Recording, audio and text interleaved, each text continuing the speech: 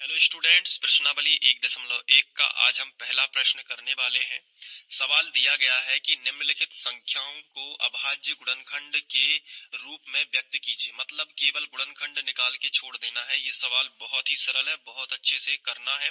बस इतना ध्यान रखना कि कई जो इसमें सवाल दिए गए हैं उनके गुणनखंड आपको थोड़ा ज्यादा ध्यान देने हैं, क्योंकि वही एग्जाम में आ सकते हैं, किसी भी ऑब्जेक्टिव में आ सकते हैं।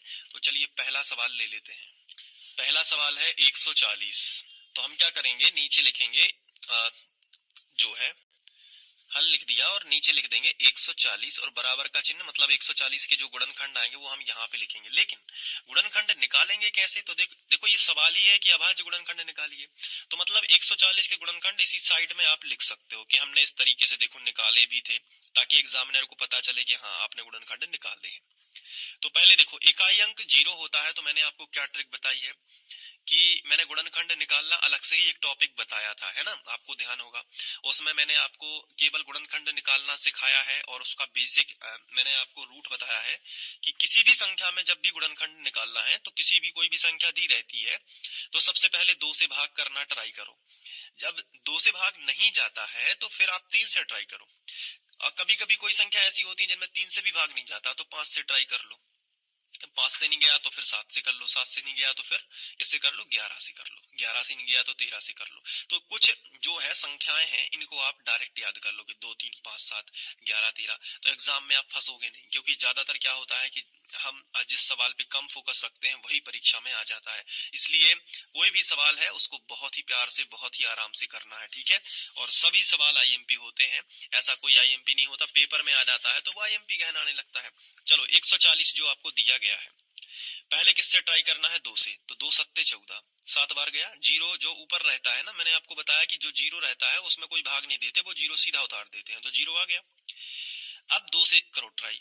तो अब पता कैसे चलता है? जैसे इकाई अंक में अगर जीरो है, ध्यान रखना, अगर इकाई अंक जीरो है तो 2 से भाग जाएगा और 5 से जाएगा, बिल्कुल निश्चित है, कंफर्म, बिल्कुल बिना सोचे आप 2 से भाग कर सकते हो। अगर इकाई अंक क्या है? जीरो है, तो 2 और 5 इनसे तो भाग जाएगा ही। तो चलो 2 से भाग करते हैं तो 70 के आधे कर देते हैं 35।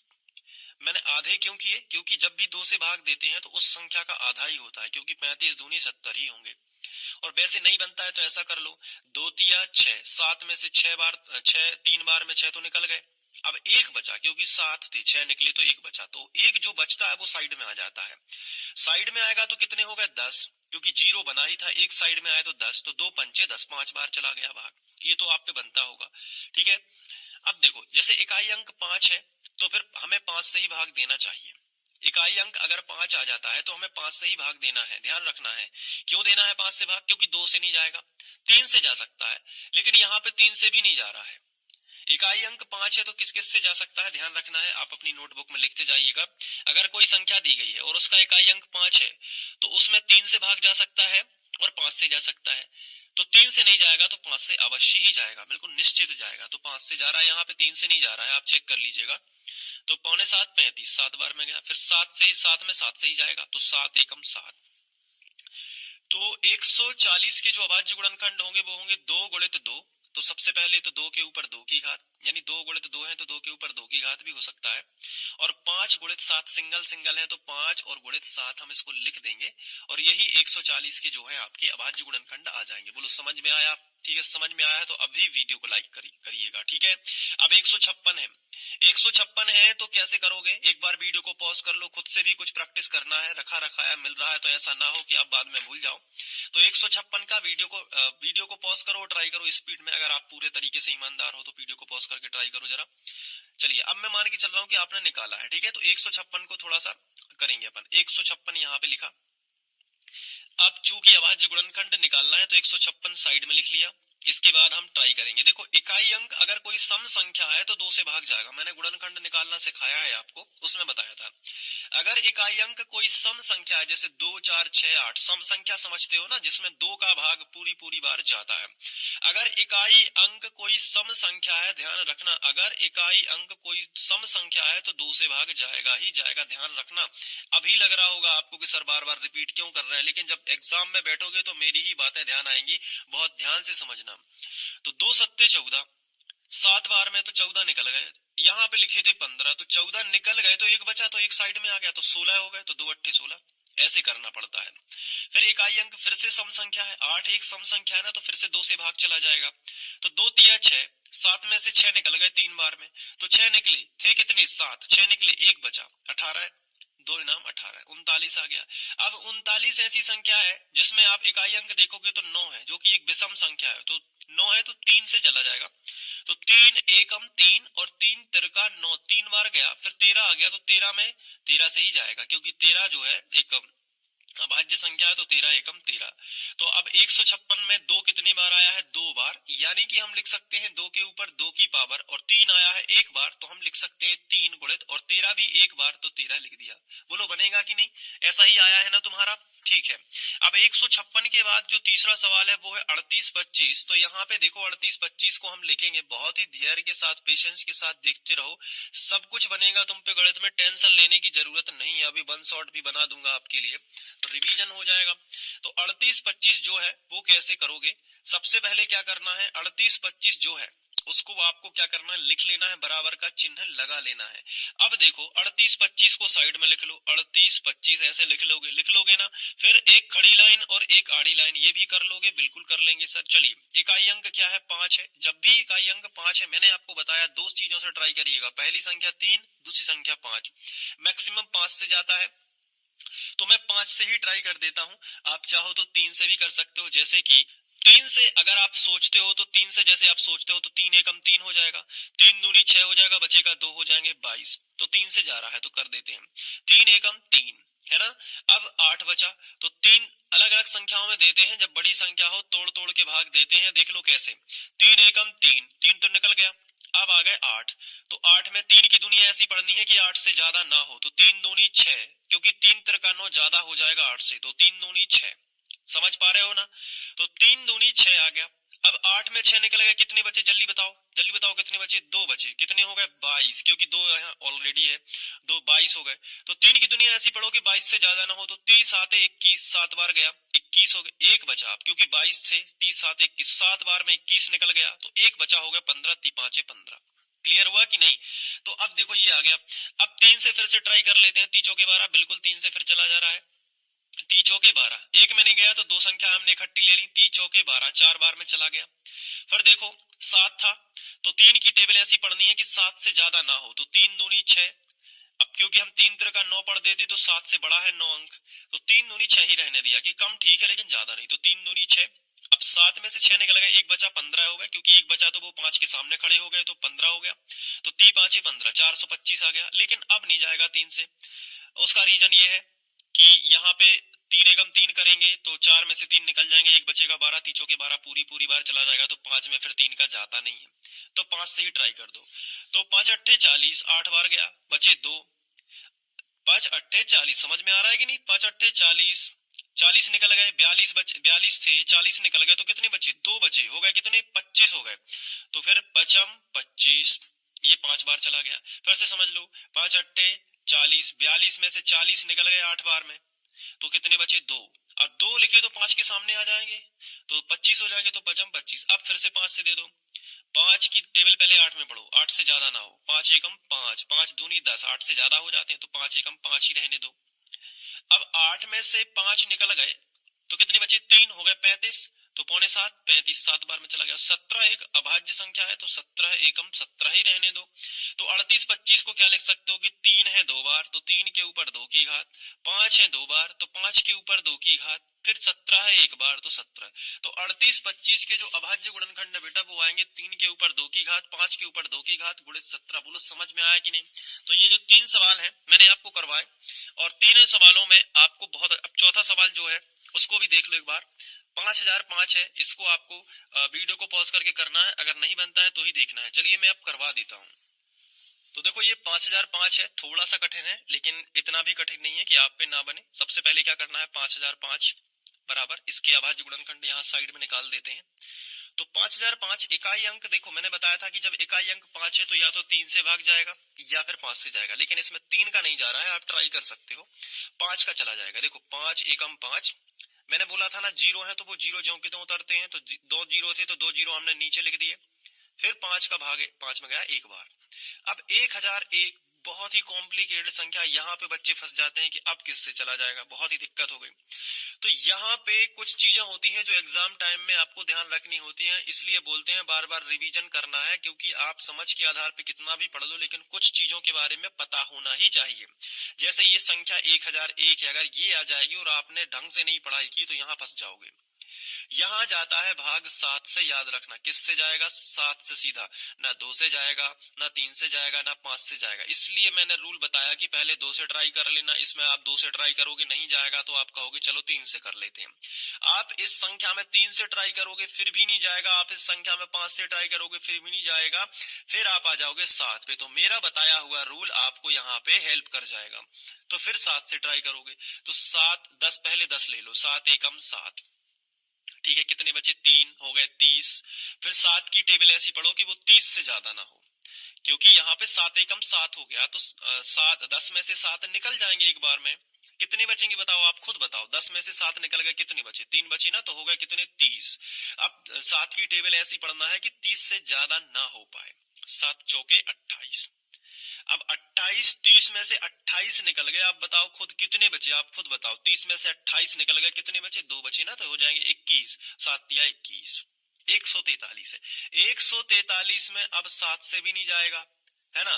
पूरी संख्याओं से ट्राई करोगे, ना 2 से जाएगा, ना 3 से जाएगा, ना 5 से जाएगा, ना 7 से जाएगा, ना 7 से जाएगा। अब इसके बाद अगली संख्या मैंने आपको क्या बताई थी 11, इसमें जाएगा 11 से भाग। देखो कैसे, पहले संख्या ले लो 14, तो 11 की दुनिया ऐसी पढ़नी है कि 14 से ज्यादा ना हो, तो भाई एक बार ही पढ़ेंगे, 11 एकम 11। अब कितने बचे बताओ, तो 14 थे, 11 निकल गए तो 3 बचे ना, तो हो गए 33, तो 11 तिया 33। अब 13 एक ऐसी संख्या है जिसमें 13 से ही भाग जाएगा। तो है ना कॉम्प्लिकेटेड, थोड़ा सा कठिन लगा है, लेकिन अगर आप इसकी 2 से 3 बार प्रैक्टिस कर लोगे तो याद ही हो जाएगा पूरा, इसके अभाज्य गुणनखंड याद हो जाएंगे, कोई टेंशन लेने की ज्यादा बात नहीं है। चलो तो इन सभी को लिख लो।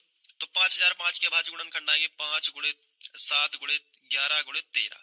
तो इस हिसाब से कोई भी संख्या रिपीट नहीं हो रही है, तो 5000 ऐसे ही लिखेंगे, 5005 के गुणनखंड ये।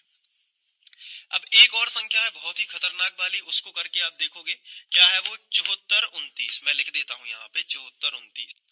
ये जो संख्या है ये इससे भी खतरनाक है और ये ही एग्जाम में पूछे जा सकते हैं।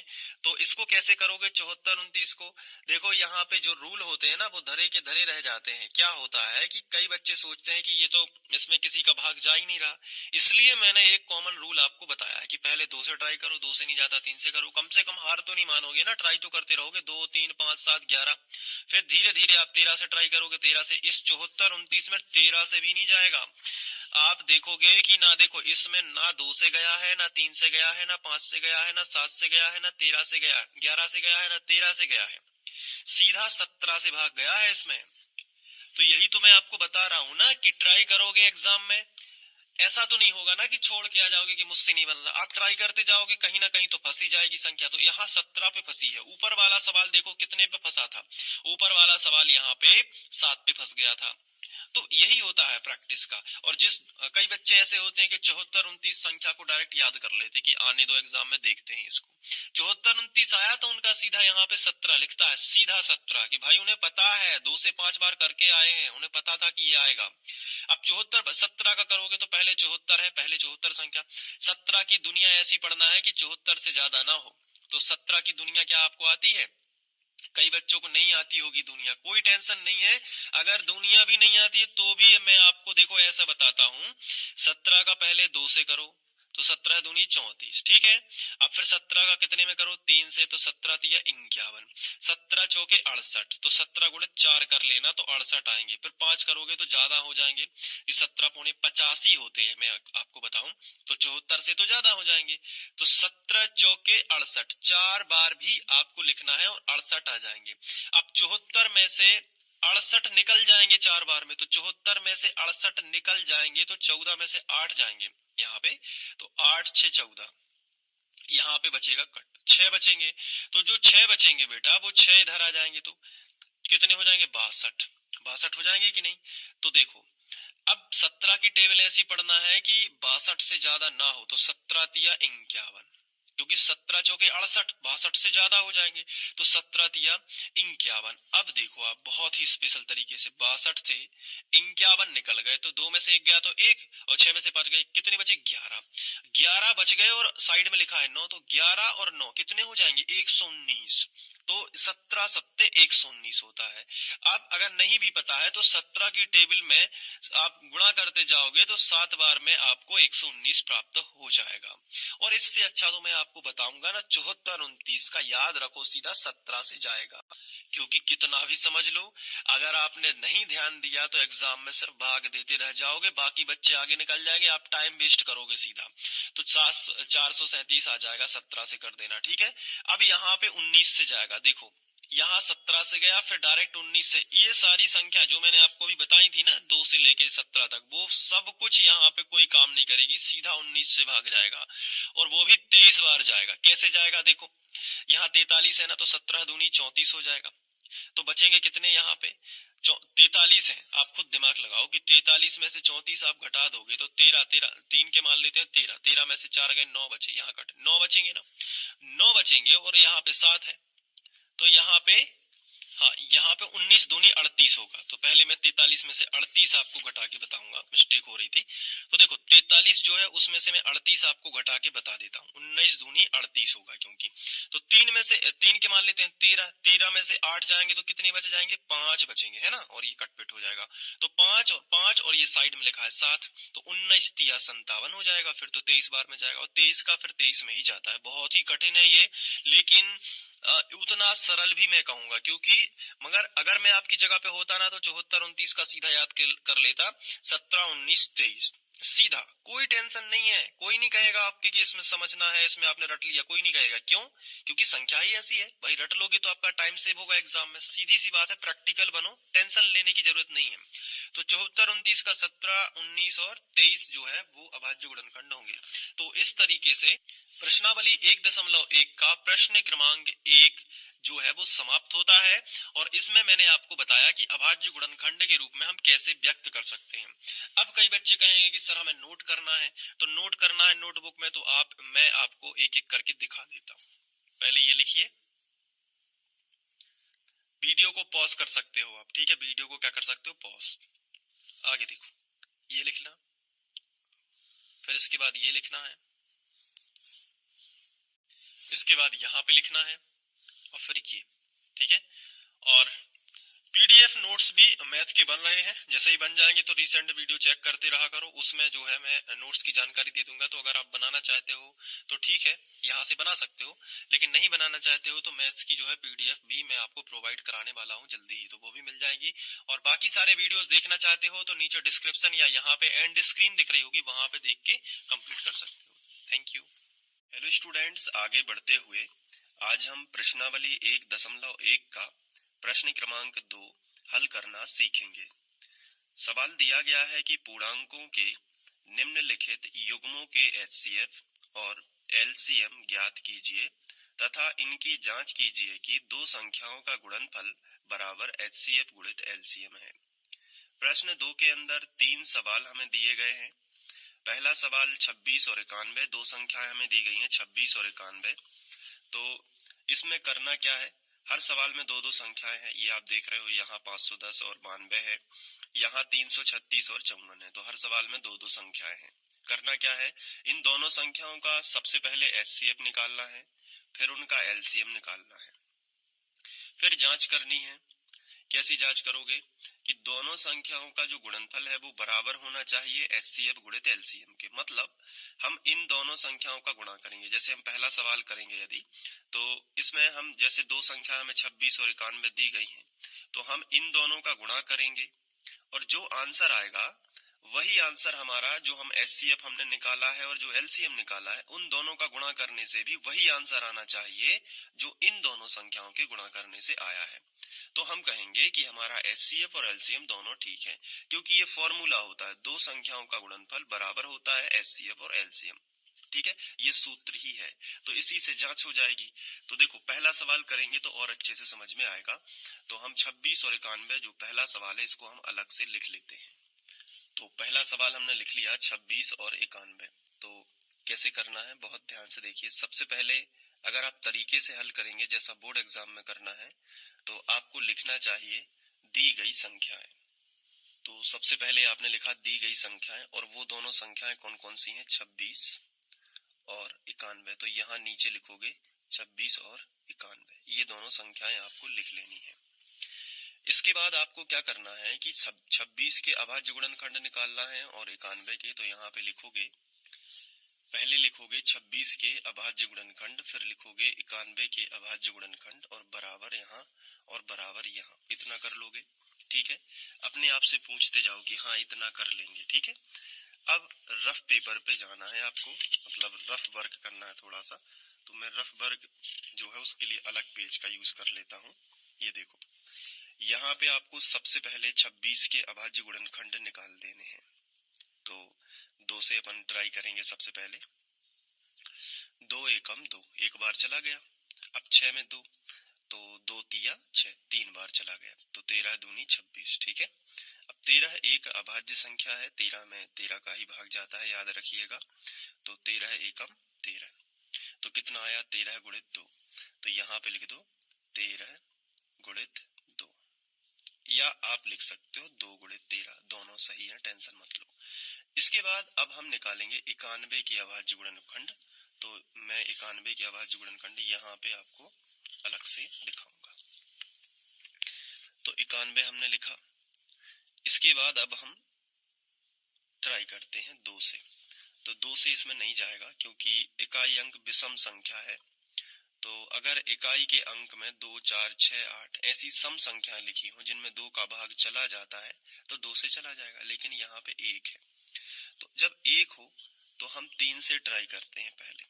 तो 3 तिरका 9, तो 9 तो कट जाएगा, फिर बचेगा 1। तो वो 3 से इसमें पूरी बार नहीं कटेगा, तो 3 भी कैंसिल हो गया। अब 5 से ट्राई करते हैं। तो 5 से करोगे तो 5 एकम 9 में करेंगे पहले। तो 5 एकम 5, और 5 दूनी 10, 9 से ज्यादा हो जाएंगे, तो 5 एकम 5 ही करेंगे। एक बार गया तो 5 निकल जाएंगे 9 में से, तो कितने बचेंगे, 4। तो हो जाएंगे 41। तो 5 अट्ठे 40, मतलब पूरी बार भाग नहीं जाएगा क्योंकि आगे संख्या नहीं है। 5 से भी नहीं गया। अब 7 से ट्राई कर लो। तो 7 से करो, तो 7 से मुझे लग रहा है चला जाएगा। देखो कैसे, 7 एकम 7 है ना। तो 7 एकम 7, 9 में से 7 निकल जाएंगे तो कितने बचेंगे, आप खुद बताओ। 9 में से 7 निकल गए, बताओ कितने बचे, 2 बचे ना। 2 यहाँ साइड में आ जाएंगे, और 1 लिखा है, तो 2 और 1 कितने हो गए, 21 हो जाएंगे। तो 7 की दुनिया में 21 आता है, 7 दिया 21। अब 13 का करो, 13 एकम 13, तो कितना आएगा, 7 गुणित 13। तो हम यहाँ पे लिखेंगे 7 गुणित 13। क्लियर हुआ कि नहीं। तो 91 के अभाज्य गुणनखंड कितने हो जाएंगे, 7 गुणित 13। अब आपको दोनों संख्याओं का सबसे पहले आप एलसीएम भी पहले निकाल सकते हो और पहले एचसीएफ भी निकाल सकते हो। तो चलिए मैं एलसीएम निकाल देता हूँ पहले। तो एलसीएम लघुत्तम समावर्तक, और एलसीएम कैसे निकालते हैं इसका प्रॉपर मैंने वीडियो बना रखा है, तो आप प्लेलिस्ट से क्रम से पढ़ोगे तो पूरी गणित बनेगी। तो एलसीएम और कोष्टक में वो दोनों संख्याएं जिनका हमें एलसीएम निकालना है। तो 26 और 91, इन दोनों का हमें क्या निकालना है, एलसीएम निकालना है। बराबर का चिन्ह लगा लिया।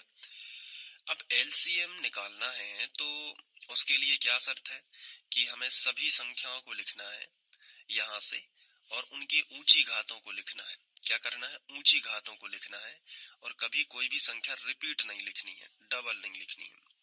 तो यहाँ से शुरू करना है। सबसे पहले 13 से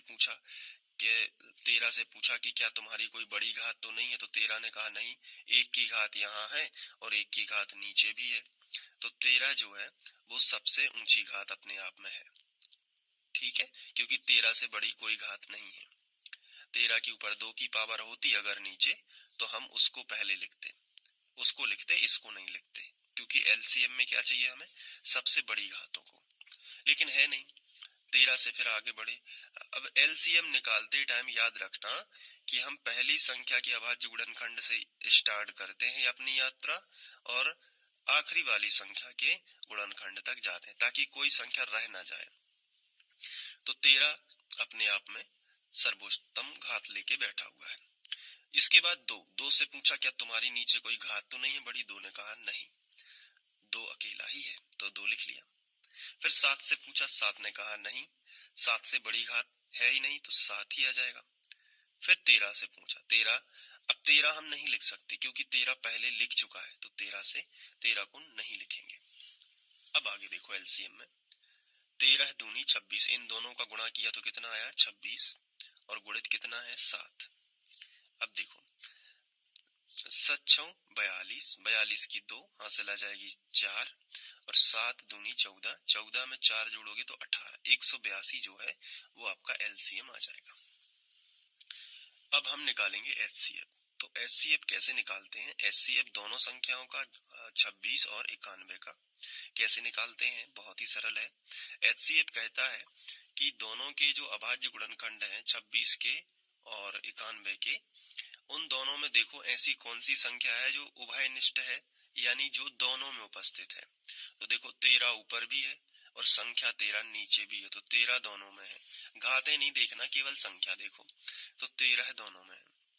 अब जो भी संख्या है उसकी सबसे छोटी घात लिखनी है, तो 13 तो अब 13 की सबसे छोटी घात के रूप में ही है, 13 के ऊपर 2 की पावर तो है नहीं, तो 13 की सबसे छोटी घात 13 के ऊपर 1 की घात ही है। तो उभयनिष्ठ संख्या की सबसे छोटी घात एचसीएफ कहलाती है, तो ये हो गया 13। तो हमें एलसीएम मिल गया और एचसीएफ मिल गया।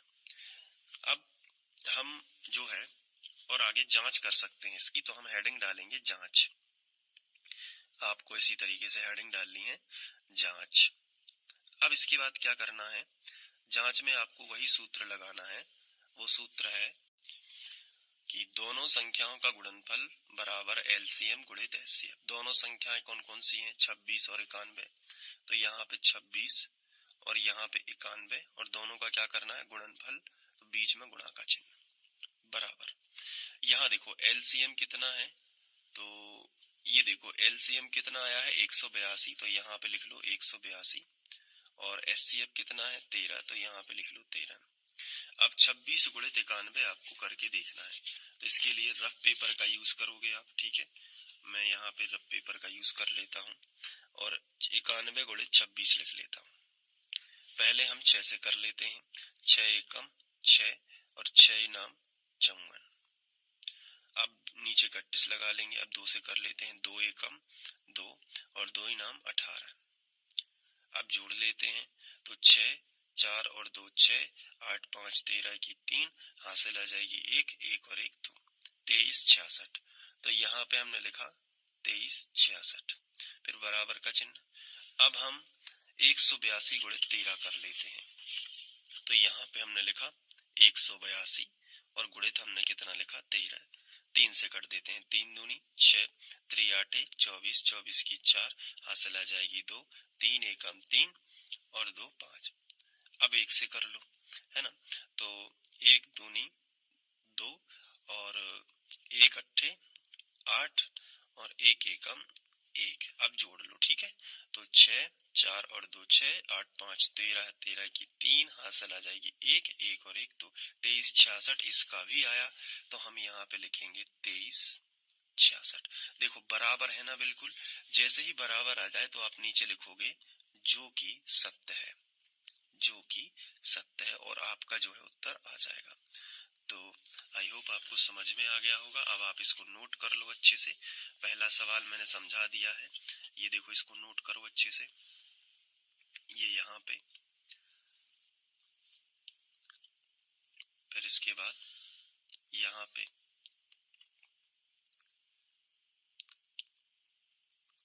फिर इसके बाद यहाँ पे। अब जो इसके बाद मैंने आपको बताया, जो दूसरा सवाल है वो करके देखना है।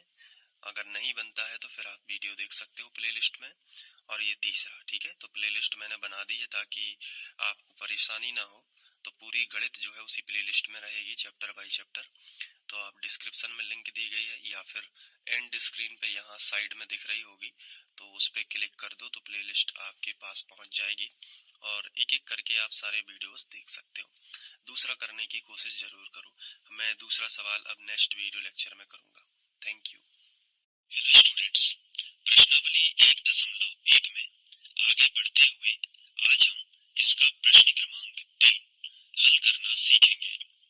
इसमें दिया गया है कि अभाज्य गुणनखंड विधि द्वारा निम्नलिखित पूर्णांकों के HCF और LCM ज्ञात कीजिए। तो इस बार हमें तीन तीन संख्याएं दी गई हैं।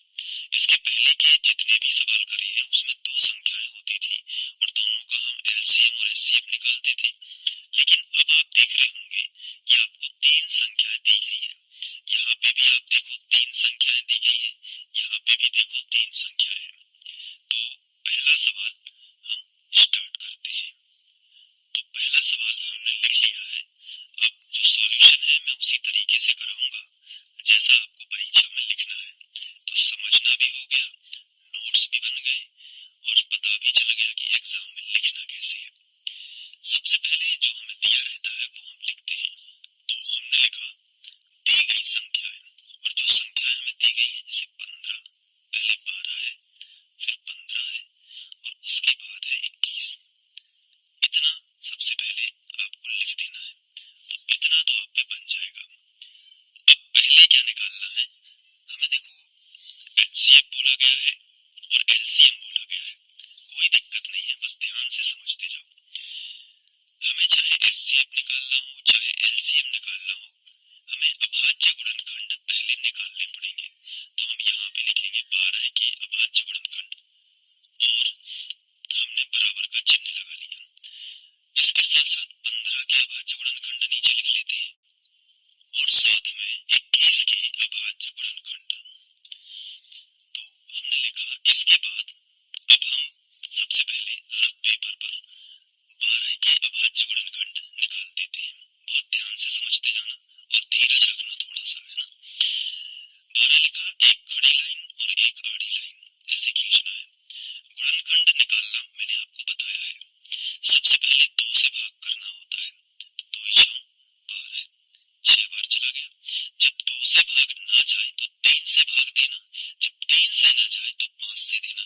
मैंने आपको गुणनखंड निकालना अलग से सिखाया है, तो वो वाला वीडियो अगर नहीं देखा है तो आप डिस्क्रिप्शन में जो प्लेलिस्ट की लिंक है उस पे जाके आप सारे वीडियोस देख सकते हो।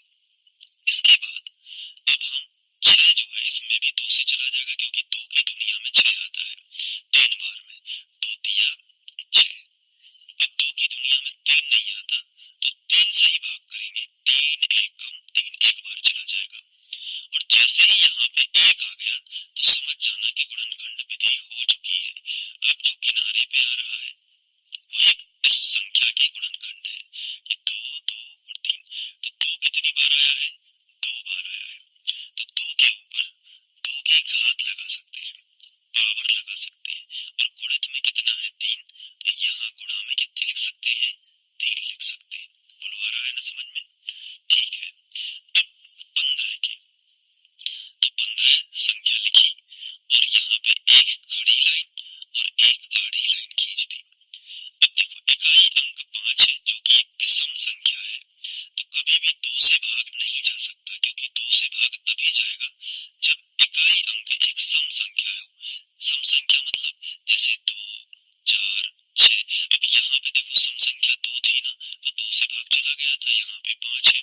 नियम याद रखो, बार बार दोहराने से गणित मजबूत होगी।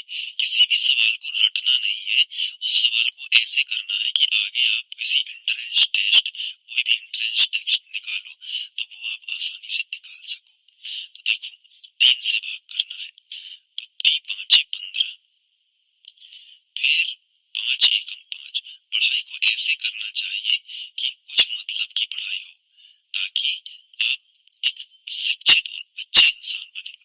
देखो 15 3 गुणित कितना हो गया 5, तो 3 भी एक बार है और 5 भी क्या है, एक बार है।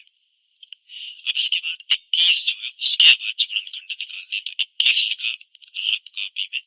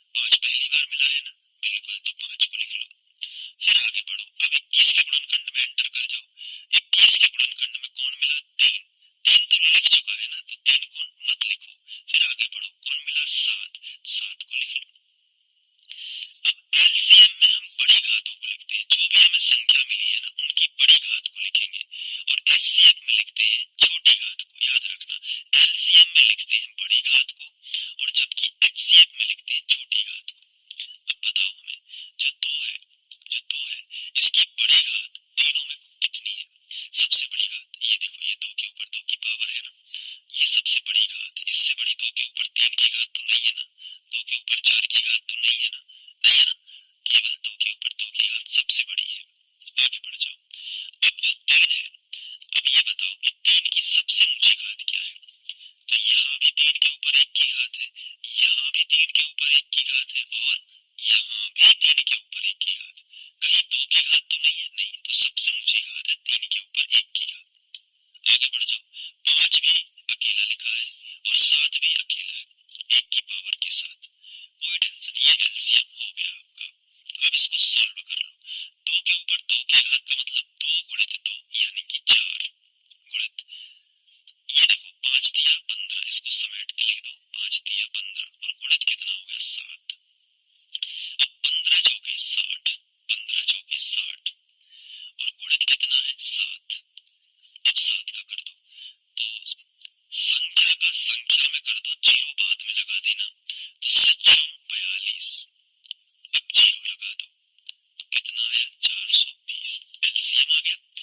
अब निकालना है एचसीएफ, तो हेडिंग लगा दो HCF, हाईएस्ट कॉमन फैक्टर, और ये है लीस्ट कॉमन मल्टीपल।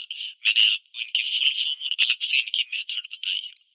अब HCF जो है वो किसका, 12 का, 15 का, 21 का, ये निकालना है।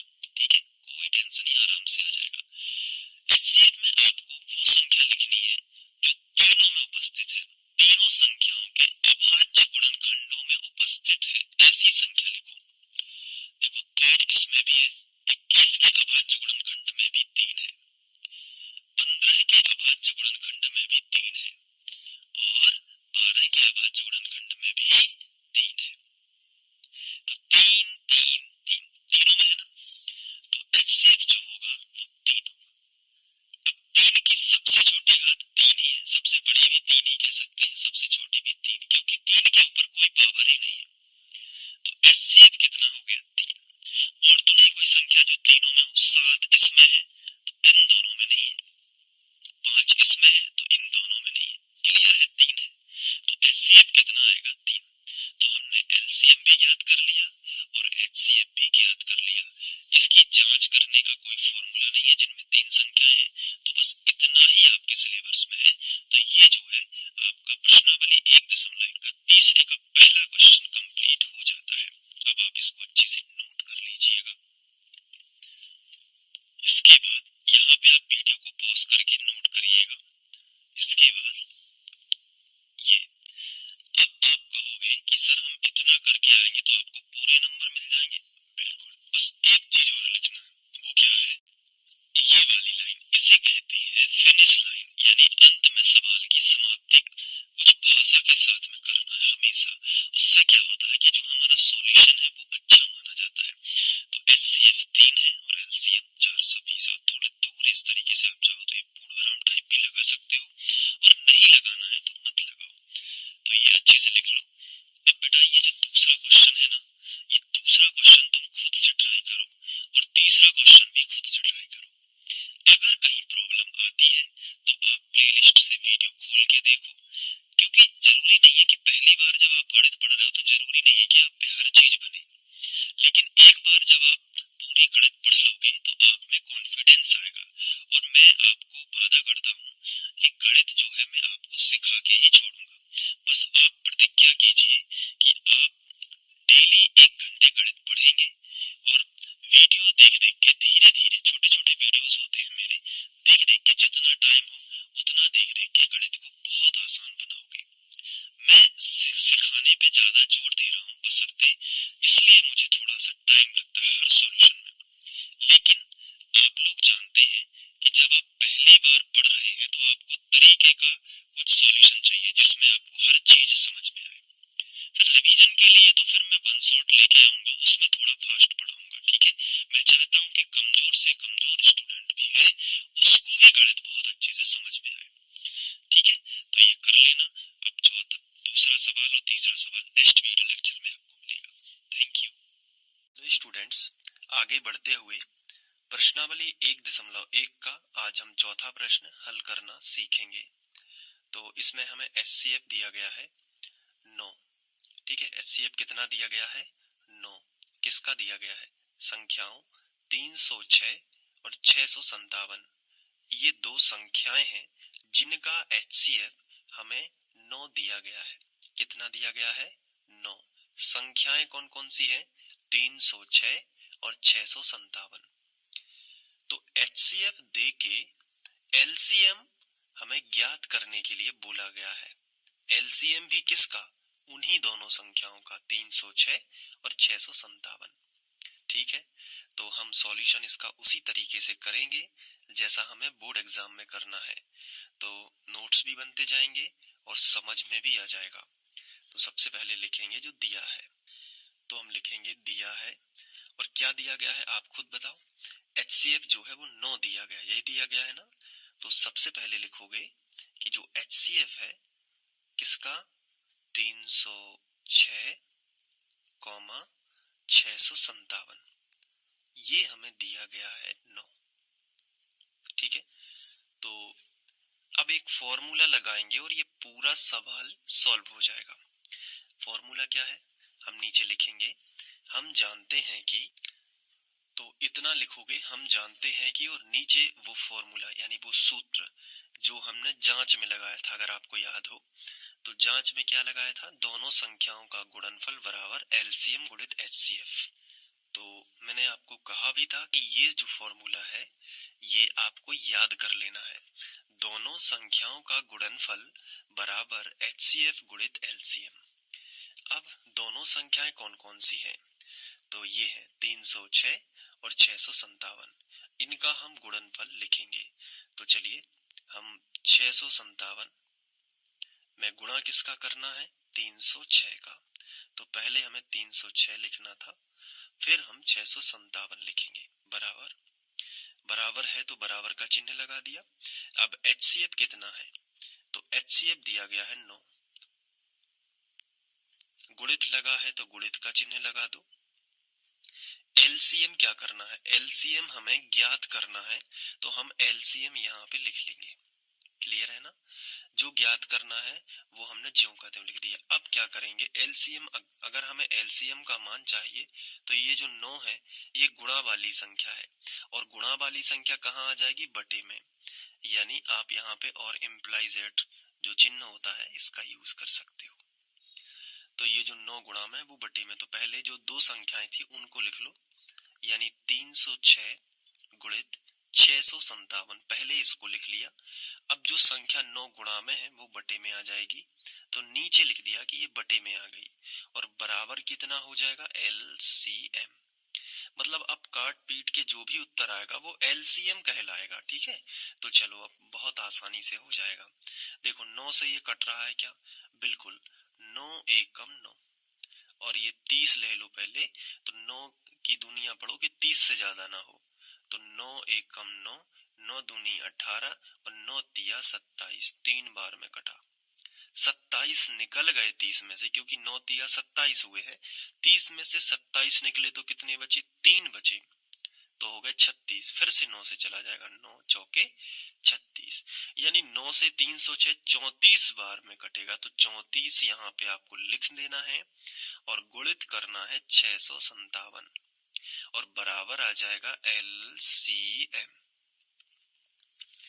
अब जो भी गुणा करके उत्तर आएगा वही LCM है, तो हम इसका रफ पेपर में गुणा कर लेते हैं। तो सबसे पहले हम जो अपनी बड़ी संख्या है वो हम इस तरफ लिख लेते हैं 657, और जो छोटी संख्या है वो हम अपनी राइट तरफ लिख लेते हैं, यानी 34। अब सबसे पहले हम 4 से करते हैं गुणा। कितने से करेंगे? 4 से। तो 4 सत्ते 28, या 7 चौके 28 की 8, हासिल आ जाएगी 2।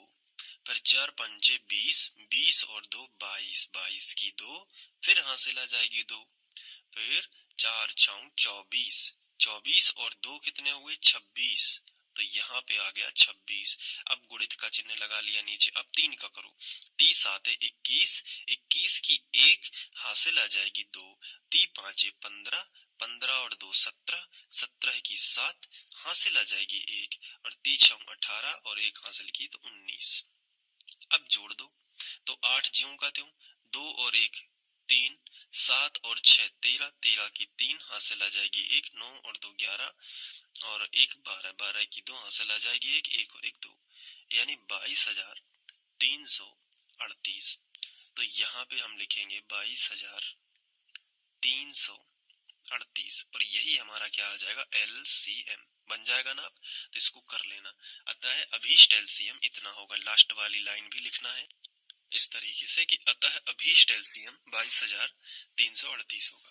तो उम्मीद है कि आपको ये सवाल अच्छे से समझ में आ गया होगा। अब अच्छे से नोट कर लो वीडियो को पॉज करके, ये देखो और यहाँ पे, ठीक है। और इसके आगे के वीडियोस देखना चाहते हो तो नीचे डिस्क्रिप्शन में प्लेलिस्ट की लिंक है, उस पे क्लिक करोगे प्लेलिस्ट आ जाएगी। एक एक करके सारे वीडियोस आप देख के गणित को बेहतर बना सकते हो। Thank you students. आगे बढ़ते हुए प्रश्नावली 1.1 का आज हम प्रश्न क्रमांक 5 हल करना सीखेंगे। ये जो प्रश्न है इसको समझना बहुत जरूरी है और ये बहुत IMP भी है, बहुत मोस्ट IMP क्वेश्चन है। मैं आपको बता दूं कि ये प्रश्न पूरी तरीके से लॉजिकल प्रश्न है, मतलब इसको पहले समझना पड़ेगा अच्छे से, फिर इसका सॉल्यूशन लिखना है, ठीक है। तो देखो कैसे है। इसमें सवाल में पूछा क्या गया है पहले वो समझो। इस सवाल में पूछा गया है कि जांच कीजिए कि क्या किसी प्राकृत संख्या n के लिए संख्या 6 के ऊपर n की घात अंक 0 पर समाप्त हो सकती है क्या। जांच करना है, मतलब हमें एक संख्या दी गई है 6 के ऊपर n की घात और पूछा गया है कि n का हम क्या मान रखें। मतलब n के बहुत सारे मान हो सकते हैं, 1 2 3 4 5 6 7, लेकिन इनमें से हम कौन सा मान रखें n के ऊपर इनमें से कि वो संख्या का उत्तर आए और उसका इकाई अंक 0 हो जाए। जैसे अगर हम 6 के ऊपर मान लीजिए 3 की घात रख देते हैं तो क्या होगा, 6 गुणित 6 गुणित 6 हो जाएगा। अब इसको करोगे तो 6 6 36 और गुणित 6 हो जाएगा। फिर हम इसको गुणा करेंगे तो आएगा 36 छक्के 216, 6 6 36 की 6 हासिल आई 3, 6 18 और 3 21, 216। लेकिन ये जो उत्तर आया है ये उत्तर नहीं चाहिए। n का मान हमने कितना रखा है 3, तो उत्तर आया है 216। लेकिन वो कह रहे हैं कि n का ऐसा मान रखो कि उत्तर में 0 पे समाप्त हो वो संख्या, मतलब आखिरी में 0 आए। लेकिन आखिरी में यहाँ पे क्या आया है 6। तो क्या n का कोई ऐसा मान हो सकता है, मतलब 6 के ऊपर क्या कोई ऐसी घात हो सकती है कि उसको हल करने से उसका उत्तर 0, उसका उत्तर में जो लास्ट वाला अंक है, जो इकाई वाला अंक है वो 0 रहे, वो संख्या 0 पे समाप्त हो। क्या ऐसा हो सकता है। तो देखो इस सवाल को ऐसे सोचो, उल्टा सोचो, ऐसी संख्याएं सोचो जो 0 पे समाप्त होती हो। तो आपके दिमाग में सबसे पहला कौन सा जो है उत्तर आता है। आप कहोगे सर 10, 10 0 पे समाप्त है। फिर आप कहोगे 20, 20 भी 0 पे समाप्त है। ऐसी तरीके से 30, फिर आप थोड़ा सा और आगे बढ़ोगे 40 50 60 70 ये तो है ही, फिर 100 बोलोगे, फिर और आगे बढ़ोगे तो 500 बोल दोगे, है ना। तो ऐसे आप संख्याएं कुछ ऐसी बता दोगे जो 0 पे समाप्त हो रही हैं। इन संख्याओं में क्या खासियत है। इन संख्याओं में एक बहुत बड़ी खासियत है, पता है क्या, कि जितनी भी दुनिया की संख्याएं हैं जो 0 पे समाप्त होती हैं उनमें 5 का भाग पूरी पूरी बार जाएगा ही जाएगा। देखो जैसे 5 दूनी 10, 20 में अगर हम 5 का भाग देने की कोशिश करें तो पूरी पूरी बार जाएगा। देखो 5 के 20। अगर हम 30 में 5 का भाग देने का कोशिश करें तो 5 के 30, पूरी पूरी बार जाएगा, न दशमलव का न कुछ टेंशन नहीं। यहाँ देखो 5 से भाग पूरी पूरी बार जाएगा, 5 दूनी 10, 0 ज्यों का त्यों। यहाँ भी 5 एकम 5, 0 डबल ज्यों का त्यों। यानी कि दुनिया की कोई भी संख्या जो 0 पे समाप्त होगी वो 5 से विभाजित जरूर होगी।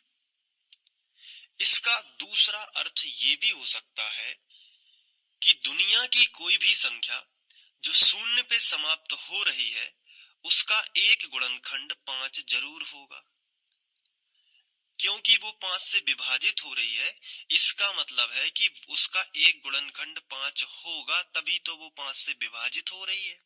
कैसे कह सकते हैं हम कि गुणनखंड होगा? जैसे 10 के गुणनखंड सोचिए, 10 का अगर आप गुणनखंड निकालो, 10 के अगर आप गुणनखंड निकालो तो कैसे निकालोगे? 2 पंचे 10, फिर 5 एकम 5, तो 2 गुणित 5 10 के गुणनखंड आएंगे। तो देख पा रहे हो ये रखा 5, तो 5 से 10 विभाजित पूरी बार हुआ है, इसका मतलब है कि 10 का एक गुणनखंड क्या होगा? 5 होगा। ठीक उसी तरीके से 20 के बारे में सोचो, 20 का एक गुणनखंड 5 जरूर होगा, निकाल के देख लो। 2 से भाग दो पहले तो 10 आएगा, फिर 2 से भाग दो तो 2 पंचे 10 आएगा, तो 5 आ जाएगा यहाँ पे, फिर 5 एकम 5, यानी कि 20 के गुणनखंड होंगे 2 गुणित 2 गुणित 5, तो ये देखो ये आ गया 5। इसी तरीके से सब में तुम देख सकते हो कि अगर वो 5 से पूरी बार कोई संख्या कट रही है, इसका मतलब ये है कि उसका एक गुणनखंड 5 होगा। अगर कोई संख्या 2 से पूरी बार कट रही है, इसका मतलब उसका एक गुणनखंड क्या होगा? 2 होगा। ये ध्यान रखना, पूरी बार कटने का मतलब ही यही होता है कि उसके गुणनखंड में वो संख्या अवश्य ही होगी। तो ये बताओ हमें कि जो हमें संख्या दी गई है, क्या इसका कोई गुणनखंड 5 है? अगर इस संख्या का कोई गुणनखंड 5 निकल आया तो इसका मतलब ये होगा कि वो शून्य पे समाप्त हो सकती है, और n का कोई मान हम फिर आगे निकाल सकते हैं। तो पहले संख्या को ही टेस्ट कर लो कि क्या संख्या में कोई गुणनखंड 5 है। तो अब हम इसका हल स्टार्ट करेंगे, तो हम लिखेंगे दी गई संख्या। इस तरीके से हमने हेडिंग डाली, दी गई संख्या, और जो संख्या दी गई है वो लिख दी, 6 के ऊपर n की घात। अब इस संख्या में देखो कि इसके गुणनखंड क्या है, तो 6 के गुणनखंड 3 गुणित 2 हो जाएंगे, 3 गुणित 2 या 2 गुणित 3, जैसा आपका मन हो। तो वो और उसके ऊपर क्या होगा? n। तो 6 के हमने गुणनखंड तोड़ के देखे, कहीं भी इसमें 5 नहीं आया है, कहीं भी 5 नहीं आया है। तो n का कितना भी मान रखते जाओगे, जब गुणनखंड में ही 5 नहीं है तो वो कभी भी संख्या शून्य पे समाप्त नहीं हो पाएगी। तो यहाँ पे एक चीज और लिख सकते हो, अलग अलग n की घात भी लगा दोगे लेकिन 5 तो कहीं दिख ही नहीं रहा है, तो 2 के ऊपर भी n की घात लगा दो, तो क्या कहीं 5 आया है? आंसर है नहीं। तो यहाँ पे आपको लिखना है कि यहाँ संख्या 6 के ऊपर n की घात का कोई गुणनखंड 5 नहीं है। इस तरीके से आपको लिखना है कि कोई गुणनखंड 5 नहीं है, अतः संख्या 6 के ऊपर n की घात शून्य पर समाप्त नहीं हो सकती। यहाँ पे लिख लेते हैं। तो ये इसका सॉल्यूशन होगा। आई होप कि आपको समझ में आ गया होगा, और अगर ये सवाल अच्छे से समझ में आ गया है तो आप इसको नोट अच्छे से कर लेना और अपनी नोटबुक में लिखते जाना एक एक सवाल को, ताकि जब आप रिवीजन करो तो बहुत अच्छी तैयारी हो सके। ठीक है, इसके बाद मैं आपको कुछ एमसीक्यूज भी आगे करवाऊंगा, पहले सिलेबस हो जाए उसके बाद एमसीक्यूज भी आपको करवा दूंगा। तो ये नोट कर लो अच्छे से वीडियो को पॉज करके। ठीक है, और आगे के वीडियोस आपको डिस्क्रिप्शन में मिलेंगे, तो डिस्क्रिप्शन में प्लेलिस्ट की लिंक है, प्लेलिस्ट मिल जाएगी तो सारे वीडियोस आप देख सकते हो। मिलते हैं नेक्स्ट वीडियो लेक्चर में। Thank you. हेलो स्टूडेंट्स, प्रश्नावली 1.1 में आगे बढ़ते हुए आज हम इसका छठवां प्रश्न सीखने वाले हैं। छठवां प्रश्न एक लॉजिकल प्रश्न है, मतलब इसका हल तभी समझ में आएगा जब इस प्रश्न को, इसके पीछे के लॉजिक को बहुत अच्छे से समझ लिया जाए। देखो, प्रश्न दिया गया है कि व्याख्या कीजिए कि एक आपको संख्या दी गई है और एक और संख्या दी गई है, और बताना है कि ये भाज्य संख्याएं हैं, क्यों। मतलब ये संख्याएं भाज्य संख्याएं तो हैं, लेकिन क्यों, यहीं पे सवाल उन्होंने पूछा है कि भाज्य संख्याएं तो हैं लेकिन क्यों। तो क्या आपने कभी सोचा है कि हम भाज्य संख्याएं और अभाज्य संख्याएं कैसे डिसाइड करते हैं? देखो मैं आपको बताता हूं। जैसे कोई भी भाज्य संख्या आपके सामने होगी, कोई भी भाज्य संख्या आपके सामने होगी, तो हम कैसे बताएंगे कि वो भाज्य है? देखो, जब हम उसके गुणनखंड निकालेंगे, यानी कि कोई संख्या गुणित कोई संख्या, तो उसके जो गुणनखंड होंगे वो 2 होंगे या 2 से अधिक भी हो सकते हैं, 2 से अधिक भी हो सकते हैं, तो निश्चित रूप से वो संख्या भाज्य कहलाएगी। लेकिन वहीं दूसरी ओर अभाज्य संख्या जो होती है उसको हम कैसे बता सकते हैं? तो देखो, अभाज्य संख्या के गुणनखंड नहीं निकलते, मतलब वो संख्या ही यहाँ पे लिखी रहेगी। या हम ये भी बोल सकते हैं कि अभाज्य संख्या के 2 गुणनखंड नहीं होते। तो जिस भी संख्या के गुणनखंड 2 हो गए, समझ लो कि वो भाज्य है, और जिस संख्या का गुणनखंड ही 1 है तो वो अभाज्य है। जैसे अभी आप पिछले सवाल को याद करो, आपको एक संख्या दी गई थी 17, फिर 29 था, फिर 23 था। तो आपने देखा था कि जब हम 17 के गुणनखंड निकालते हैं तो वो नहीं निकलते, 17 एकम 17 ही होता है, तो 17 ही आएगा। और 29 के गुणनखंड हम निकालते हैं तो वो भी नहीं निकलते, 29 ही आएगा। उसी प्रकार हम 23 के गुणनखंड निकालते थे तो 23 ही आता था। तो 17 जो है अभाज्य संख्या की कैटेगरी में आएगा, 29 जो है वो भी अभाज्य संख्या की कैटेगरी में आएगा, जो 23 है वो भी अभाज्य संख्या की कैटेगरी में आएगा। क्यों? क्योंकि इसका गुणनखंड 1 ही है, खुद वो संख्या। जबकि यहाँ पे अगर मैं 12 लिख दूं तो 12 के गुणनखंड अगर मैं आपसे कहूं निकालो तो आप निकाल दोगे, 2 शाम 12, 2 तिया 6 और 3 एकम 3, यानी 12 को हम लिख सकते हैं 2 गुणित 3, यानी 12 भाज्य संख्या है क्योंकि इसके 2 से अधिक गुणनखंड है। तो कोई भी संख्या जिसके गुणनखंड या तो 2 हो या 2 से अधिक हो वो भाज्य संख्या कहलाती है। तो हमें जो 2 संख्याएं दी गई हैं, हमें ये सिद्ध कर देना है कि इन दोनों संख्याओं के 2 गुणनखंड हैं, तो वो भाज्य संख्या हो जाएंगी। देखो, अब इस सवाल को बहुत अच्छे से करते हैं। सबसे पहले हम लिखेंगे हल, और जो पहले नंबर पे हमें संख्या दी गई है इसको हम मान लेते हैं कि ये है पहली संख्या, तो हम यहाँ पे लिखेंगे पहली संख्या बराबर, और इसके बाद ये संख्या लिखते हैं, क्या दी गई है, 7 गुणित 11 गुणित 13 और प्लस 13, ये है पहली संख्या। इसके बाद ये जो है इसे हम दूसरी संख्या मान लेते हैं और पूरी दूसरी संख्या भी लिख देते हैं इस तरीके से। ठीक है, अब आपको क्या करना है, स्टार्ट करना है पहली संख्या से। तो हम यहाँ पे लिखेंगे पहली संख्या में, और पहली संख्या जो है उसको हम यहाँ पे दोबारा से लिखेंगे। अब हमें ये सिद्ध करनी है कि ये भाज्य संख्या है। तो भाज्य संख्या में मैंने आपको क्या बताया कि जो भाज्य संख्याएं होती हैं उसके गुणनखंड 2 होते हैं, अकेला नहीं होता, अगर अकेला है तो वो अभाज्य है। तो इसके क्या 2 गुणनखंड हो सकते हैं, सोचो जरा। देखो, एक दिमाग लगाओ कि यहाँ पे 13 है और यहाँ पे भी 13 है, और बीच में लगा है प्लस का साइन। प्लस का साइन क्या करता है, किन्हीं भी दो संख्याओं के बीच में अगर प्लस का साइन है या माइनस का साइन है तो वो क्या करता है, उन संख्याओं को बांट देता है अलग अलग पदों में। गुणा का चिन्ह ऐसा नहीं करता, गुणा के चिन्ह से पद अलग नहीं होते, लेकिन प्लस और माइनस के चिन्ह से पद अलग हो जाते हैं। तो आप खुद दिमाग लगाओ, ये जो प्लस का साइन है इससे हो क्या गया है कि एक पद पूरा ये बन गया है और दूसरा पद पूरा ये बन गया है। समझ पा रहे हो ना? अब इन दोनों पदों से कुछ कॉमन निकल सकता है, वो क्या है, 13। 13 इस पद में भी है, 13 इस पद में भी है, तो चलो 13 कॉमन निकाल लेते हैं।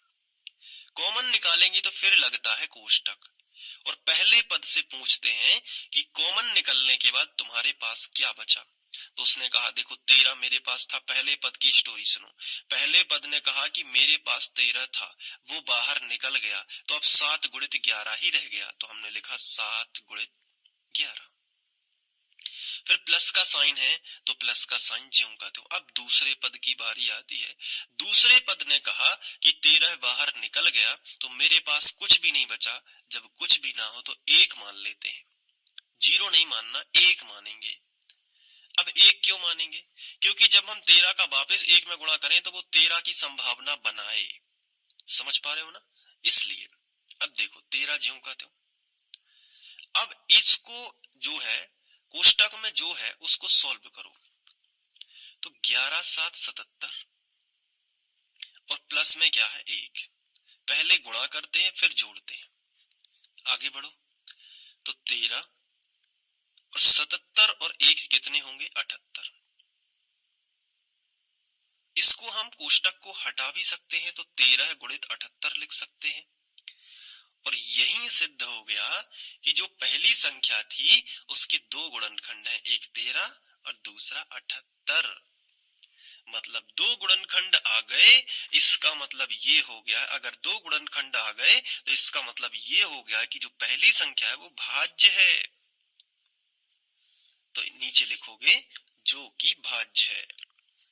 भाषा लिखेंगे कि अतः पहली संख्या में 2 गुणनखंड है। देखो एक ये है और एक ये है, इसलिए पहली संख्या भाज्य है और इसे हम कथन फर्स्ट मान लेते हैं। ठीक है, अब दूसरी संख्या हेडिंग डालेंगे तो हमने लिखा दूसरी संख्या में और बराबर, और नीचे यहाँ पे दूसरी संख्या लिख ली। ये देखिए अब इस संख्या में फिर से दिमाग लगाना है कि धन और ऋण का चिन्ह कहाँ है, यानी प्लस माइनस का चिन्ह कहाँ है।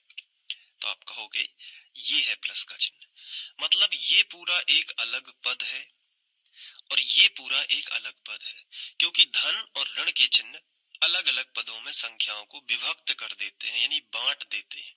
तो बराबर के नीचे बराबर। अब क्या होगा कि इस पद में 5 है और इस पूरे पद में देखो क्या कहीं 5 है? यस, ये है, मतलब दोनों पदों से 5 कॉमन निकल सकता है। तो हमने 5 कॉमन निकाला। कॉमन निकालने के बाद हमने ब्रैकेट लगाया और ब्रैकेट के अंदर पहले पद से पूछा कि 5 कॉमन निकलने के बाद क्या बचा तुम्हारे पास। उसने कहा 7 था, गुणित 6, 5 निकल गया तो बचा डायरेक्ट 4, फिर गुणित 3, फिर गुणित 2 और फिर गुणित 1, फिर प्लस आया तो प्लस 5 पूरा निकल गया कॉमन, फिर से दूसरा पद आ गया क्योंकि, तो 1 बचेगा यहाँ, है ना। अब आप समझ गए होगे इस कॉन्सेप्ट को कि कॉमन बस निकालना है और बस। अब इन सभी का गुणा करोगे तो 7 42, है ना, 7 42, इतने का उत्तर है 42 गुणित, अब इसका इतने का और गुणा कर लो तो 4 तिया 12, 12 दूनी 24, 24 एकम 24, यानी 42 गुणित 24, फिर जो आएगा उसमें फिर ये आखिरी वाला 1 जुड़ जाएगा। तो अब देखो 5 ब्रैकेट के अंदर गुणा पहले किया जाता है उसके बाद जोड़ना। अब गुणा में है 42 और 24 का गुणा, तो देखो 42 लिख लो एक तरफ, गुणित एक तरफ लिख लो 24। पहले 4 का करो, 4 दूनी 8, 4 चौके 16। अब 2 का करो, 2 दूनी 4 और 2 चौके 8।